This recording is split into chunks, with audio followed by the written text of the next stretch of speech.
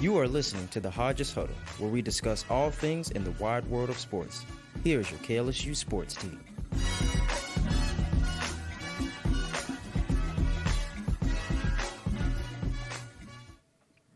Welcome into the Hodges Huddle. I'm your host, Andre Champagne, and today I am joined by Pushing Poggi, Michael Poggi, and the young stud, William Gilreath. And we got Jaden behind the cameras today, if you want to talk. What's going on, everybody? Yeah, man. Let's go, baby. Oh, There we go. all right. What's going on? What's up, Hey, guys? what's going on, up? man? We're back. Dude, it's only been a new week, setup. but Man, look it's at getting this. better and better every week, guys. yeah. Maybe next week we'll have, I don't know, Jaden said it before, but man, we've come a long way. from wearing the No, we're not gonna do it. We're not gonna do it. Yeah, It's so Humble, sad. be humble. just be humble. You know, we're just truly blessed, man. Just truly blessed, Yeah, man. What this is is it awesome. today, baby? Say it. It's a magical Monday. Let's go. You bet it. Come It on. is. Indeed it is. Lots of crazy things happened It this was a past good weekend. weekend. It was a good weekend. Eventful weekend. Y'all liked y'all weekend? Uh-huh. Well, let's start talk about let's it. start, yeah. Yeah. Let's start. NBA All-Star Weekend. This past weekend was NBA All-Star Weekend. Tyler Hero wins the three-point contest. Mac McClung goes first player ever to three-peat in a dunk contest. And there was also a different style for the All-Star game. So let's talk about that. I don't have this in the notes, but what did y'all think of the All-Star game? I thought that I can give my thoughts later, but different format, tournament style, weird stuff, too many breaks. I liked it for a second, and then it was literally just 1 second where I was like, "Oh, this wasn't bad," and then it was bad. It was It was bad. Like you said, too many Yeah. breaks. Yeah, no, I didn't really care for it, to be honest, the All-Star game itself. I thought the idea of it was cool. It was kind of cool to see a few things here and there, but, I mean, I'm not a big fan of what they've come to as an All-Star weekend. I'd agree with that. Yeah, I agree. I think it sucks. I think All-Star Weekend itself sucks now. I don't know about you guys. I mean, but I thought the dunk contest was all right. it was I all thought- right though. Yeah, I like, know. bro, when we grew up, it was amazing. It was prime time. Aaron Gordon and Zach Zach LaVine. LaVine. It did not Like- get that. That's as close as you were getting to Michael Jordan, Vince Carter days. I'm telling you now that. Yeah. Yeah. And I thought that was going to be like the tone setter. All these role players would have wanted to play in this. I mean, come on, man. I mean- who the heck was? It was that Bulls player. I can't even pronounce his name. I'm not going to do him that bad. But he didn't even get a dunk off his first two tries. I was like, come on, bro. This is embarrassing. And I mean, we could. This is a whole nother discussion, but I completely, and this is just on All-Star Weekend as a whole. I absolutely love how the NHL was like, all right, we don't want to do All-Star All-Star, Weekend right. anymore. It's we're not getting the ratings. We want to find out how we can get Facts. the players to care. So you know what we do? We get the four best countries in the sport, and we play against each other, and we put it in one country, and it's basically like the Olympics or It's or sick, so, dude. and it's and then you get USA and Canada facing off each other. You got Finland Fighting. and Sweden. You got fights in the first three Seconds. Three fights in the seconds. first 9 Like seconds. it's ridiculous. And you know you do that and you add something that players want to care. They're singing in the locker room, being all patriotic. Like it's awesome. And that's what I think the NBA needs to find is they need to find something to where they can get all these players to care. I don't know if it needs to be money. I don't know what it needs to do, but they need to find something to add interest, Right. not only from the fans, but from the player perspective. I also just think, like, in terms of All-Star Weekend, like, the hype around All-Star Weekend, I think you kind of grow out of it as, like, an individual. Right. And I think so, too. I don't know if that's Like- just because of how the players don't care, like you just mentioned, but, like, even the Pro Bowl. Like, when I was young, when I was, like, Yeah, I used to 7 or love the 8, Pro Bowl. I But w- it's I lived for changed. the It Pro keeps Bowl. changing Yeah. so much. That's probably why you grow out of it. Like, I knew people, like, I'm pretty sure my dad used to watch the dunk contest, and now he's like, Right. I hate the NBA. I don't watch this anymore. It's just not a good product. And it honestly isn't. Like, you can't really say the NBA right now is a good product. But let's put to the side. Jay, do you have any comments on that? I got a hot take coming about that just a little later. Okay. But All right.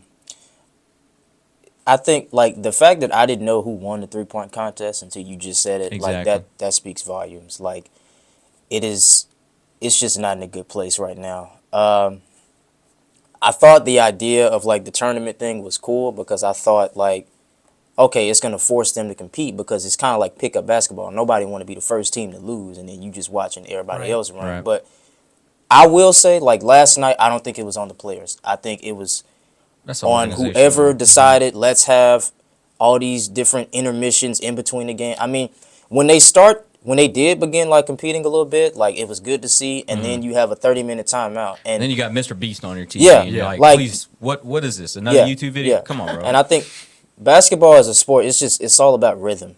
And when you have people in the heat and the mode of competition, and you just interrupt it like that, Right. it's hard to get back to that, just within a snap of a finger. So yeah. I saw a tweet that said they had 42 minutes of actual basketball played throughout the entire 3-hour event.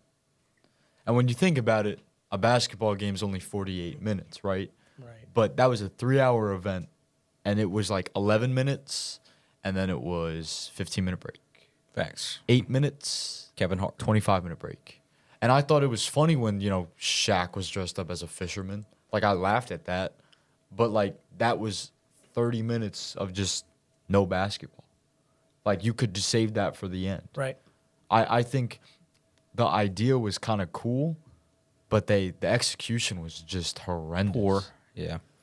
I mean, let's move on, though. Mac McClung, I'm sure everybody watched the dunk contest, right?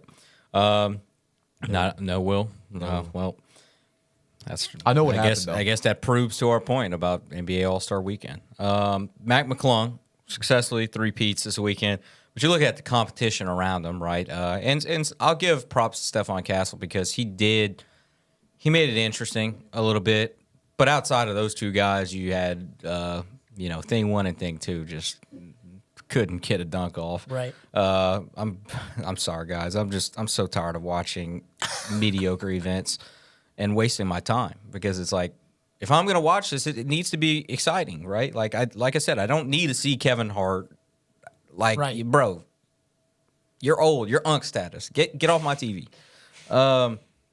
Anyway, do y'all think that the bigger name players are ever going to be competing in this dunk contest again? I mean, you get guys like Giannis and stuff and Ja tweeting, "Oh, I need to be out there. Like I need Right. to." Mac McClung really finna make me go out there and win the dunk contest, is what Ja said, and it's like that's cool. You could say all that, but Go do they're it. never gonna do it. Talk is they, cheap. They always say it. It happens every time.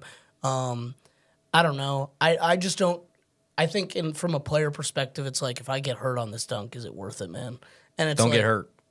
100%, You can't be thinking about that. 100%, but at the end of the day, it's on the NBA to make it something for where the players really want to put in a bunch of effort and try. It's not really just putting on a show like to these guys. Like that you got to add something to it. Well, they're for adding these money. players. They are adding money to an extent. But Maybe put it up. I mean, Money maybe talks. for Mac McClung, a guy who's in the G League, money's cool. He's made but, more like, earnings than he made in the G League. Yeah, it's what I know. But like if you're trying to get the big names, like you need Yeah. to add something a little bit more than just like a couple $100,000. Like, think about just how cool it would be to see Ja Morant, LeBron, Giannis, sure. Zion, like It'd be guys great. guys who have the tricks up their sleeves.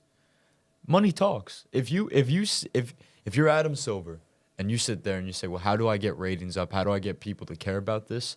There's one answer: money. And I'm not talking the $125,000. Like More. you're going to need at least all that a money, mil, maybe five. All Like, that money that you give away for that Mickey Mouse tournament in the middle of the season. take that away. Yeah. Take that away, because no one cares about the NBA Cup either. Or you know what you could do is you could do it like how baseball used to be, and how baseball used to be where the winner of the All-Star game gets to host yeah. the World Series, in this case the NBA Finals. If you did that and it was just East versus West, you think those guys aren't going to care? Aren't going to try a little bit, add money, and then add that to it? People are going to watch too, and you make it just like a normal game. Like people will watch that. You know what I mean? But that's just me. I agree with that. Okay. Favorite dunk? The one where he went over the hood of the car. Yeah. Like, that was unbelievable. I had that too. Like, I didn't watch, but I saw the ladder dunk, and I don't know if I've ever seen someone dunk 2 balls at the same time. Yeah, that was So pretty sick. I think that was kind of cool. I said the Mac McClung over the car was cool, but I also had this Stephon Castle behind the back. Anytime you put it behind your back, it's to me it's so underrated because people don't know how hard it is just to control that. Like while you're in the air too is really hard to do. you know what else people don't understand how hard it is? It's so hard to jump up, hit the ball on the rim And then mid-level. bring it back Right. and then Yeah, that dunk was- it in. Like, that that's was insane. unbelievable. Yeah, Like, Mac what? McClung he's no Did you regular. see his eyes when he did Yeah, it too? Like it's he crazy. was laser focused. Laser So focused. crazy. And then I'll go back a little bit, but like you said it yourself. Like talk is cheap, right? But Yeah. like, and my thing is, I don't want to see the big names complain about it because you're the reason it's like this. Like if we're getting tired of the same kinds of stuff, like take it upon yourselves to fix Right. it, right? But look at the Levine and Aaron Gordon era. Like I said, man, it's never going to be like that again. Like I don't believe it's going to be like that again. So All-Star game comments just to round off here. I just wanted to go on that quick kind of rant. I mean, my comments have already been said. Switch it up. Do something like the NHL's doing. I don't know. Figure it out. I like that too. I saw the idea that they're considering like NBA versus the world type, like America versus the I world. like that. That'd be cool. I just quickly want to add to what you said. Even Chuck said last night on the broadcast, he was like, I'm going to disagree with Draymond a lot because it's his generation that's ruined the game. And it's ruined the event. And like, look, man, everybody is a big fan of LeBron, and then LeBron goes cold. He goes cold. He goes cold. Anthony Edwards. before the game. Anthony Edwards sick, quote unquote. I don't believe that. No. I do believe that LeBron was hurt, but you can't drag it out. That's not fair to a lot of the other that's guys that did. For sure, but that's partially on the players, but it also like it's on the league too. Like you have to, as Silver, as Adam Silver, you have to make a decision and a important one on how to improve these things ratings wise and player, happiness wise. Because if they're not happy, if they don't want to go out there and do it, they're not going to go out there and do it. It's just for sure. simple. But let's move on. LSU women's basketball. Let's talk about them. Suffered their second loss of the season yesterday in Austin as they blew a 12-point lead that they held in the third quarter. Lose by a score of 65-58. Very frustrating loss. I'm sure everybody in here knows I broke down in the group chat yesterday. A few of us were pretty mad. But first things first, why did LSU struggle so much in the end of that third quarter and kind of fourth quarter just to close it out? They just got exposed. I mean, I don't blame Kim for saying big three, go do your thing. But when you play, 40 minutes of basketball, you're going to get tired. You're going to turn the ball over. They didn't get up good shots. They stopped defending, and really, they basically just threw a lob to Texas, and Texas just took it. It was just a complete collapse in so many different levels, and it once again, like we talked about when they lost to South Carolina, I don't think it's an overreactionary thing to be upset about. I don't think it's something to complain about. You lose games where you put yourself in a position to win. That shows that there's issues with the team. This late into the season, that issue cannot still be there. I think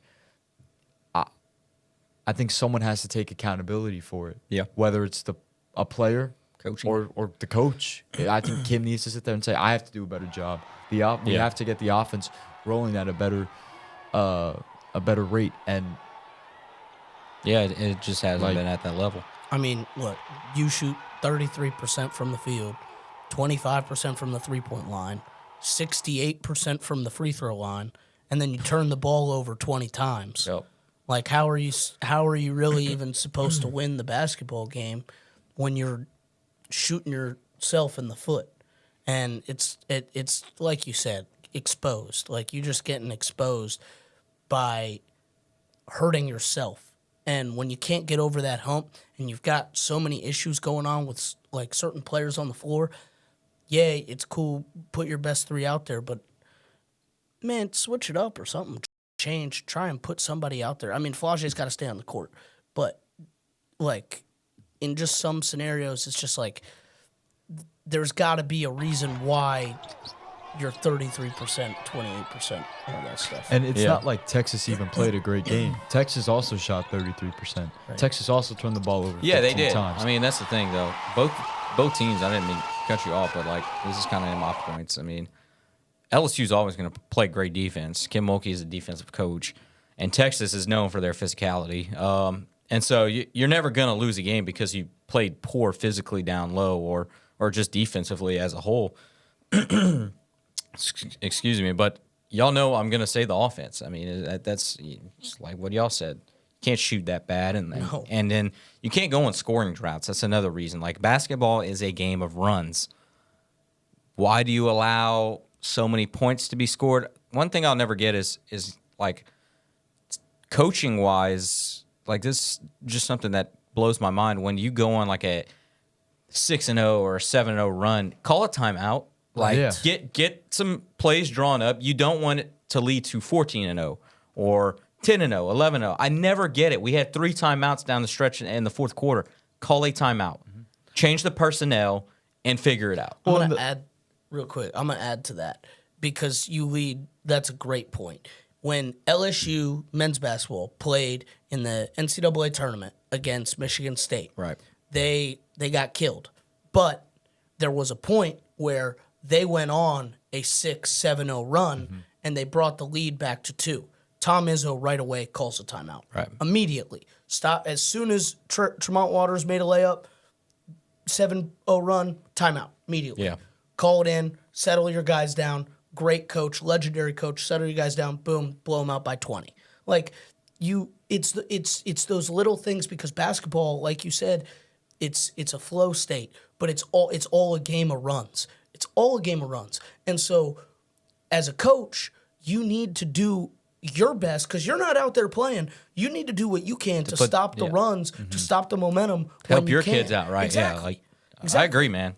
That's really what just kind of made me mad. It's helped them out, and you fuss them on the inbound if they don't have enough time to inbound the ball. They can't hear down there.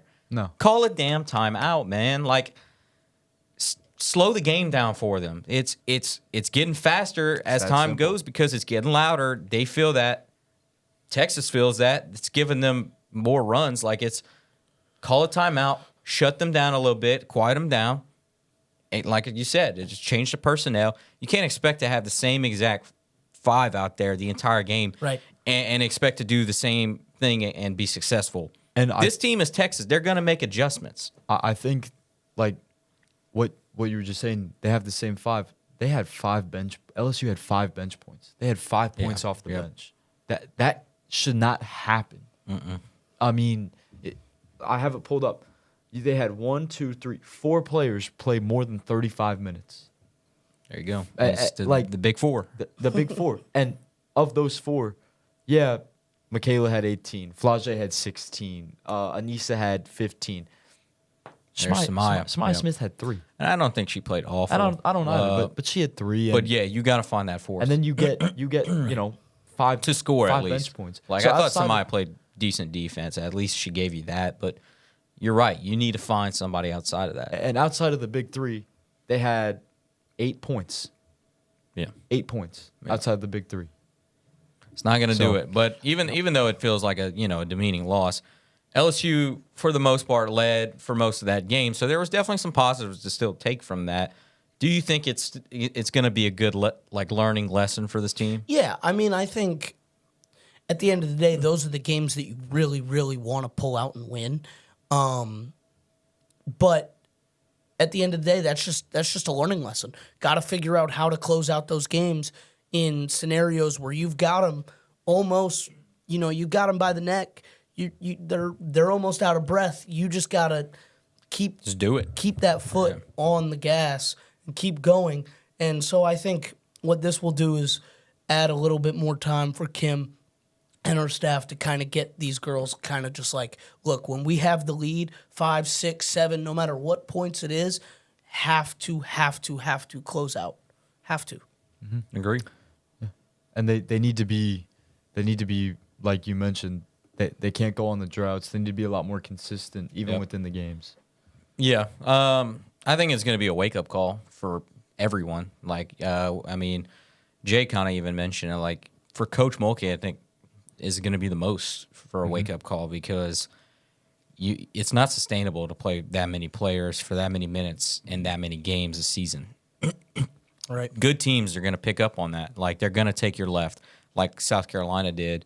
They're going to be physical with the players that struggle with physicality. It's just something, it's basketball. Like, if you're watching film and if you're a good team, you're going to pick up on that.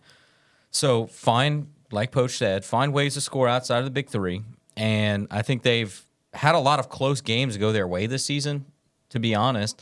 And so, like, this is kind of the first one you lose that's like a closer game. So I think knowing they have to mature just kind of and closing games out, that's going to be good too come March because it's not going to be how you win. It's going to be if you do win.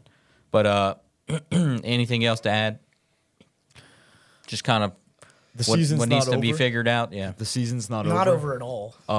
But there's still a long way to go. I still do not think this team is a national championship contender. We'll see what happens. We'll see what seed they get. I think AP poll came out today, right? Yeah, they're 7 right 7? now, Yep. but they're definitely out of the 1 seed 100%. mentions now. You win yesterday, you win the SEC. It's pretty. Well, there's 3-way tie for SEC. You got two. So, You got 2 really, really big games coming up yeah, that you yeah, got to sure. go 2 on bounce the back, road yeah. and win. So Yeah, I mean, those last 3 games are brutal. Yeah. Because Ole Miss is even a good team. yeah, and but that's at home, and it'll be senior night, so it'll be a little Right, bit better. it'll be. But those 2 games on the road, Kentucky and Alabama, no mess ups. Just go in there and Play ball. play your brand. All Yeah, right, that's what I got. Let's go to LSU baseball really go. quick. Let's run through happier this. note. Very happy note. LSU baseball really impressed during opening weekend.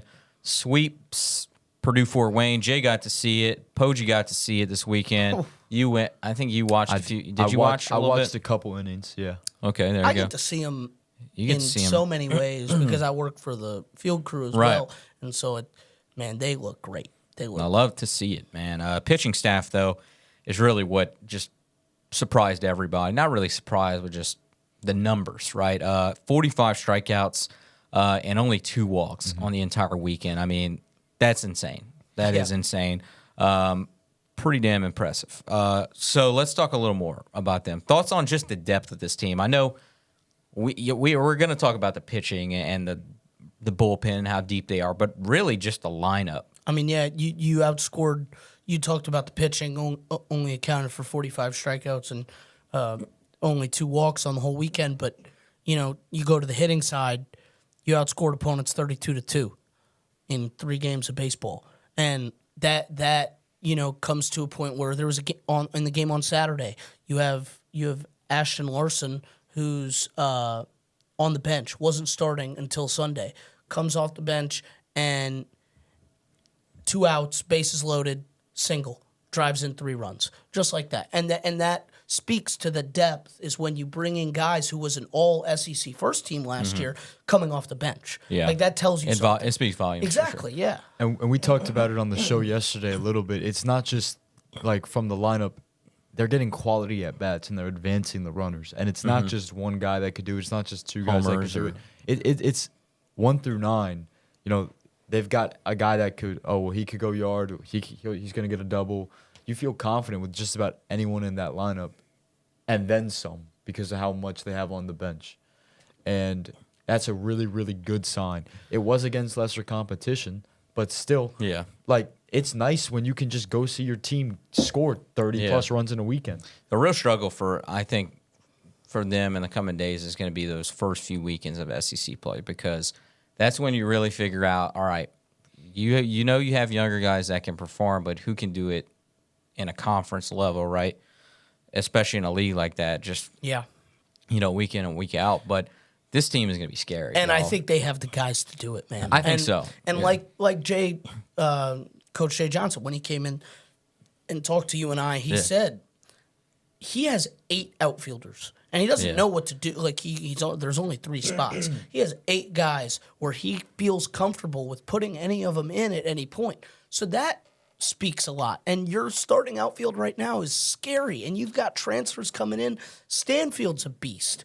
Dickinson's a beast. Like, you've got guys all over the place that just bring so much versatility and just like attention. Like, you have to be focused on these guys, and there's so many of them. It's like, oh, well, I got to go against Curiel. Wait, then I got Bear right after him. Mm-hmm. Oh, and then Milam's in the 7 spot. Like, what, you know what and I mean? then for the players itself, it's like, we can't slack in practice, right? No. Because if you do, your spot's going to get taken like this. There's people right? that are trying, and that's in, and especially about the depth that we've said before. Like, this, in my opinion, this pitching staff like is as deep, if not deeper, than when they won the national championship. Their only thing is they just don't have that Paul Skeens guy. But they do have a lot of guys who could be in that, question for one of those ace. Like, there's multiple guys that could be the ace by the near end of the season. Well, and it's not just the returning guys too. You have freshmen making an impact on this team, especially within the pitching staff. I mean, Maverick Rizzi was just put everyone in the box on Saturday. And Schmidt looked amazing too on Sunday. Schmidt was great yesterday. I mean, like, they have guys who have done it at a high level, and then they have guys that are coming into their own, and they're just dudes everywhere on this team. And I talked with my brother about it, and it was like, dude, I feel like Jay Johnson goes to bed, and he's like, dude, I have this. Like, it's a good problem to have, obviously, but it's also one that's like, dang, I could have put this guy in. I could have put this guy in this moment. You know how hard that is? And Jay's a guy that he's going to contemplate and about he's that. going to think about that. And he's going to think about that. And so I'm like, dude, it's a really good problem to have, right? But, like, as the season progresses, you're going to have to find that 9. And that's where I think coming in to those first few weekends of SEC play, that's when you're really going to find out a lot about this team. And that's a good thing, right? Like, you're going to be able to test all these different lineups, and you're going to be able to find which one works for you. Just get it done and win enough to get you a regional at home, and really, I think they will. Like I was saying, you make a great point, because Jay loves to do that. He loves to mix up his lineups and figure out where it needs to be, where players need to be, and all that stuff. Right. And then by SEC play, we'll really see what this 2025 LSU team looks like. Yeah. So I guess my next question is, what improvements? I know there's a lot of good, but there were some moments you left the bases loaded a few times. What improvements need to be made? And so early, you're not going to be perfect. It's week 1, but what do you think some things need to be sorted out? You can't leave the bases loaded. You got to drive in runs. I mean, he was in here the other day and he was telling us how whenever there's a guy on second base and he doesn't score, that's not a good moment. Right. And he's not happy. And he's not happy. They could score 8 runs and, you left the guy on second? Nope. And so I think to a degree, because you have so much depth, there's more pressure on the lineup to do that. I don't think they were terrible on the bases, but I do think they could improve a little bit there. I liked how they seemed to be a little bit more aggressive. Yeah, they were. Which I like to see. I just think they need to pick and choose the moments a little bit better. Right. Well, I want to add to that. If you do watch, which you all should, if you do watch the interview with us and Jay Johnson, you all should be watching that.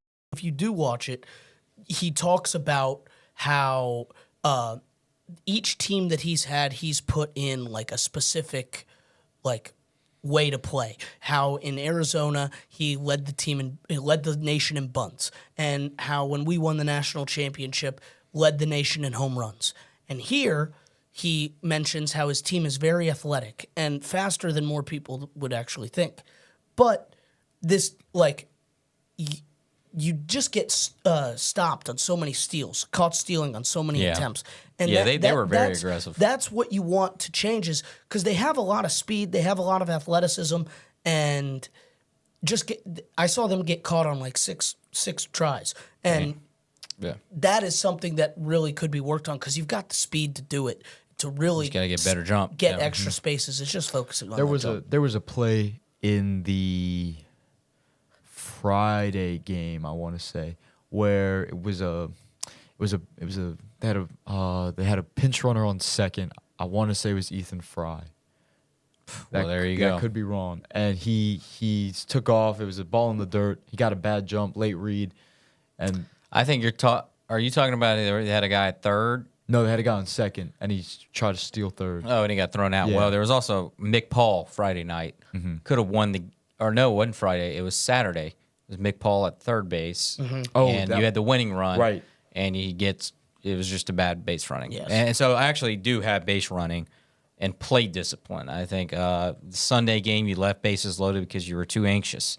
If you kind of saw a few more pitches, he probably walks you, and you keep the inning going. But just to round out right now, who would be your starters, not counting pitchers, just after evaluating this weekend?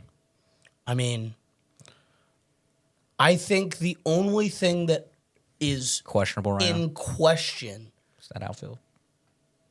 is Ashton Larson. Is trying to figure out where to put him, whether a DH spot or putting him in for maybe Jake Brown or something like that.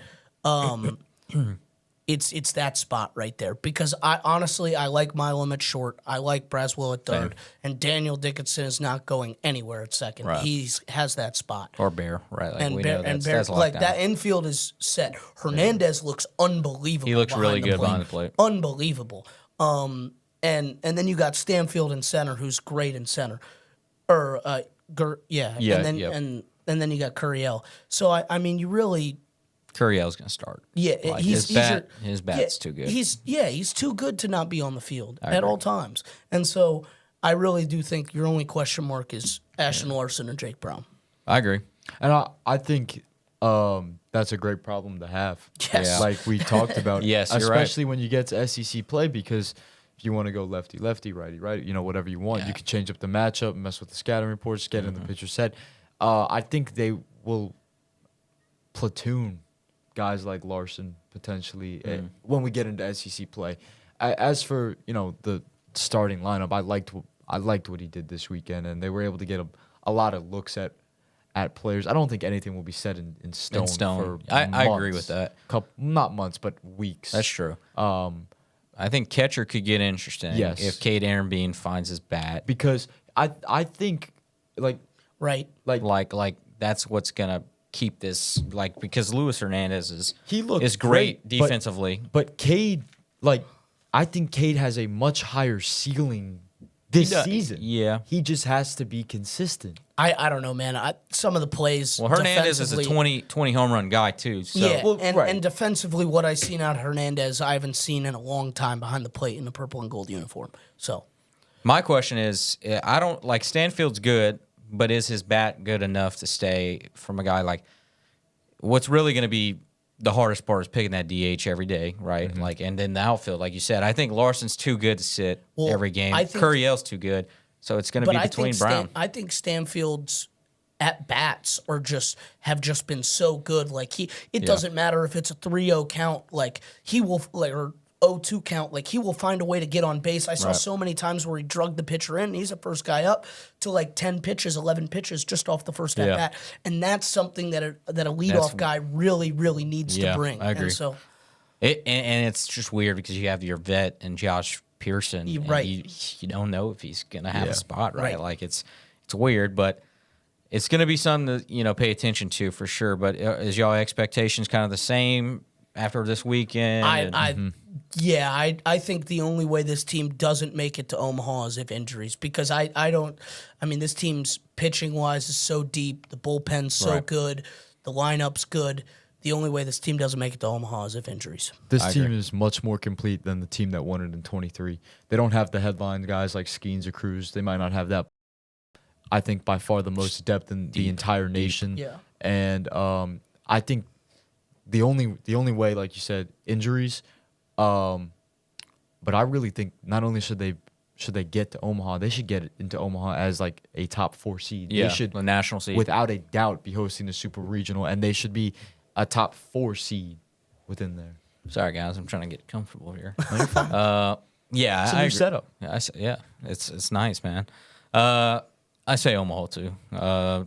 Like Will said, talent top to bottom as far as the lineup. It's too good to not make it. Like here's my thing. Even though you don't have those stars, like you said, your pitching is way more nastier than it was in 23, and that's what's going to carry you to Omaha. So that's what I said. But guess what time it is, guys? Uh-oh. It's time. We're going to do something way different here as we end our podcast. We have our weekly segments. So we have 3 different segments with the guys on today. First up, we got Poggi's Let Me Cook money lines. Yeah, so all right, he's fellas. going to give a little bit of betting picks for the week, or his pick for the week. Yeah, I just got one this week, and it's pretty straightforward. I wanted to kind of make this segment a little bit more basketball oriented, but I was like, you know what? Nah. Give me USA money line against Canada in the Again? championship game on Thursday. We're not going to beat them once. We're going to beat them twice. You don't get to boo our anthem. That's not how it works. Give me USA money line. You should. Wow. Okay. I love that. I should I have done love like the passion. over under with on. fights or something. Come on. But Will, it's time for William Gilreath's blast to the past. All right, so for this, guys, I'm going to be highlighting a big moment within sports history that occurred within the week that we're living in. So on Tuesday, February 18th, 1909, a legendary baseball pitcher by the name of Cy Young was traded at the age of 41 years old from the Boston Red Sox to the Cleveland Naps in exchange for Charlie Check and Jack Ryan and like $12,000. And when I was read a lot that, back then. That is. But when I read that, imagine being Charlie and Jack, and they tell you just got traded for Cy Young. I would be humbled. That enough would be like winning a World Series to me. That'd be the greatest Cy Young, moment bro. of my life. It's Cy Young, 41 years old. He still went on to kill it for Cleveland. These are Babe Ruth days, right? 1909 before him. Oh, before. Jeez, man, that's pretty historic, boys. It's not even your great grandfather. No, that's like Great. yeah. Oh, there you go. There you go. Yeah. Add Yeah, one. yeah. Yeah. That's like Triple 7 great. generations or something. I don't know. I'm Unk not a math status, major. Cy Young. But I hear the champagne's popping. it's time for Champagne's Poppin' Parlays. My name is spelled like champagne, so we thought that was a good title of it. But what I'm going to be doing, I'm going to give y'all a parlay a week. Now, here's the thing, viewers. We don't really are telling you to go bet our picks. That's not Yeah, what we're saying. Please gamble responsibly. And only if you're 21 above, right? Right. So bet Not me. responsibly. This guy can't bet. What's I gambling? can't, Never but heard of it. I Exactly. can. But I'm going to give y'all a parlay a week. This is just what I take. You don't have to do this. I might be tailing. But We'll see. first up this week, I'm going to my first pick is the Celtics at 76ers.